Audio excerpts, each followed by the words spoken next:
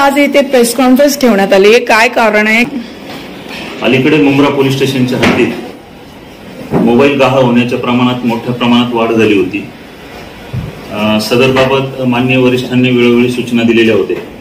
त्या अनुषंगाने मुंब्रा पोलीस स्टेशनचे वरिष्ठ पोलीस निरीक्षक श्री शिंदे सर यांनी इकडील पोस्टचे डिटेक्शनचे अधिकारी एपीआय कोरडे व त्यांच्या स्टाफला सदरबाबत वेळोवेळी सूचना दिल्या होत्या। त्या अनुषंगाने पोलीस स्टेशनचे डिटेक्शनचे एपीआय कोरडे व त्यांचा स्टाफ यांनी महाराष्ट्रात तसेच परराज्यात देखील वेळोवेळी तांत्रिक विश्लेषणाच्या आधारे सदर मोबाईल हस्तगत केले आहेत।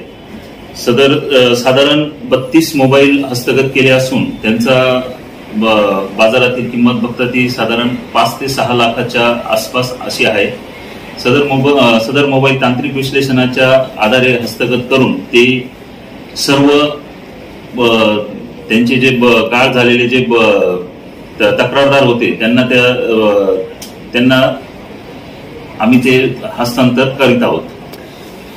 साधारण 50 गाळ झालेल्या बाबत तक्रारी आहेत, परंतु आता सध्या आम्ही 32 फोन तांत्रिक विश्लेषणाच्या आधारे हस्तगत केले आहेत, ते आम्ही आता देत आहोत। ते मुंब्रा पोलीस स्टेशनच्या हद्दीतलेच आहे। सर, ही स्नॅचिंग तक्रारी आहेत की लॉस्ट गाळ झाले? सदर बाबत गुन्हे नव्हते दाखल, फक्त गाळ झालेल्या तक्रारी होत्या।